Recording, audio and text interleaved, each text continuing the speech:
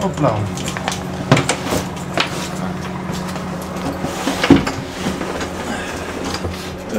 Juste fermer la porte. Ouais, d'accord. Je fais ça. Non, la porte d'entrée là-bas. Celle-là, on peut la laisser ouverte. Ah oui, pardon. Ok. Hop. Voilà. Tac. Donc là, on est dans un véhicule 100% électrique.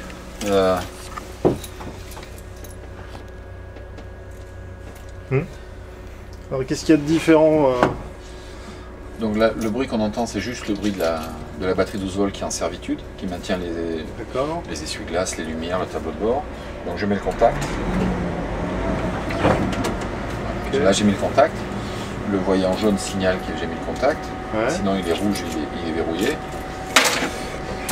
Alors 5 minutes, oui. Ça m'indique donc là, j'ai l'inverseur, je me mets en drive pour D. Ok. Et une fois que je suis en drive, je vais démarrer tout doucement, vous allez voir. Voilà, là je démarre. Il n'y a aucun bruit, vous voyez. Ouais. Voilà. Et une fois que j'ai démarré, si j'accélère, vous allez voir l'accélération. Voilà. Okay. Accélération linéaire de 0 à 80 km/h.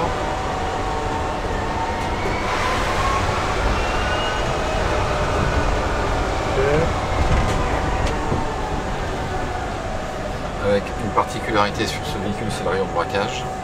D'accord. Qui est extrêmement court, puisqu'on a un rayon de braquage de 10,80 m. Vous allez voir, si je me mets là, je tourne pratiquement sur place pour un véhicule de cette taille-là. Hop, on y va, voilà. Voilà. Okay. Il n'y a rien qui arrive là, moi je vois pas. Non, c'est bon. Là j'ai un indicateur de... Là, plus j'accélère bien sûr, plus je consomme. Et dès que je me mets en rupture de coupe, je lâche l'accélérateur, je suis en régénération.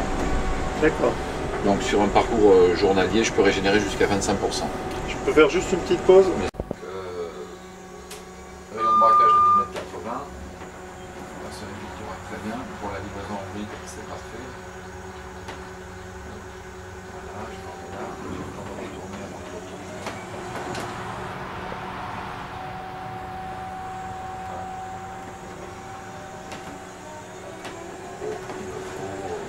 Il me faut 4 mètres de moins qu'un véhicule diesel du même.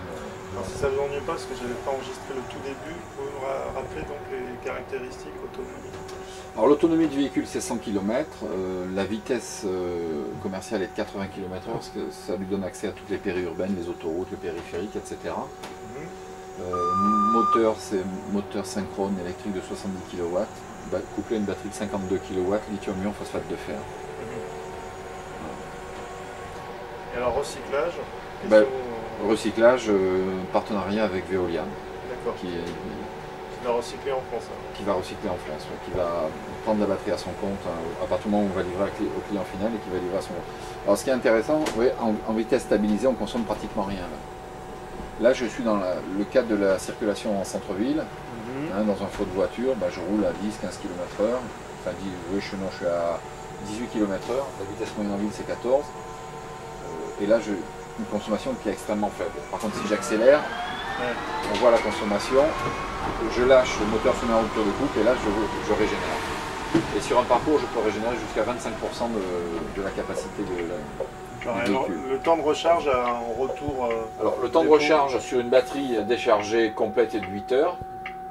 Par contre en 2 heures elle reprend, si elle est déchargée complètement et si je la mets en charge, en 2 heures elle reprend 63%. D'accord. C'est quoi? C'est du triphasé? C'est de la recharge rapide? C'est du 380 triphasé plus terre plus 9. Ouais. D'accord. Mais disons, en rythme normal de recharge, c'est combien de temps pour que ce soit raisonnable? Si on revient avec un véhicule qui est à 50%, en 2 heures il va repartir, il aura 65-66%. Si on revient avec un véhicule qui est à 0, en 2 heures il aura repris 55 ou 58%. Ça c'est en mode de recharge rapide, mais en... Il n'y a pas de recharge rapide. Non, c'est d'accord. C'est un mode de recharge, il n'y a qu'un seul mode de recharge, c'est pas une recharge rapide. Il y a un camion derrière, pardon. L'accélération est impressionnante quand même.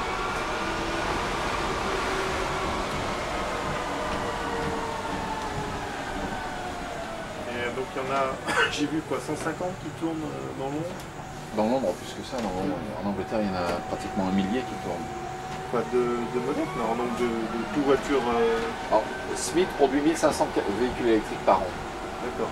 Et Modec, il doit y en avoir. Dans Londres, oui, c'est ça, rien que dans Londres, 150, mais il y en a dans toute l'Angleterre. D'accord. Alors, les principales applications en Angleterre sont les applications fourgons de livraison, genre UPS, FedEx, Tesco en frigo. Et en France, donc, nous développons les mêmes gammes de fourgons, plus des gammes spécifiques, nacelle, laine à déchets, etc. Bon, ils sont gentils tous là, mais j'aimerais bien me garer moi. Alors attends, on va se garer, on va faire autrement. Hop.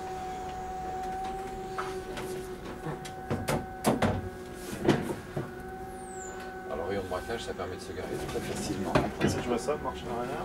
Devant c'est bon. Ouais, ça passe. Et là aussi ça passe? Allez-y, tournez. Non. Non. Ça passe pas. Ils sont pas bien, ils débordent trop là les gens.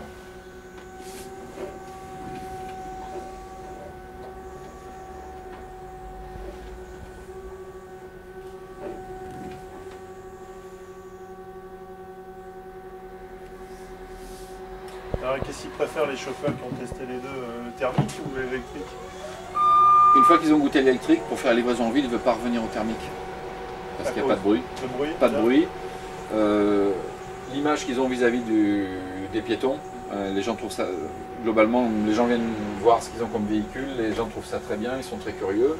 Ouais. C'est confortable, c'est ergonomique, c'est joli, c'est beau, c'est voilà. Donc les véhicules qui ont touché, les chauffeurs qui ont touché à l'électrique sont pas très chauds pour revenir sur du thermique. Bon, la réticence est à tomber entre guillemets en panne sèche. Oui, mais c'est pour ça qu'il faut. C'est pour ça qu'il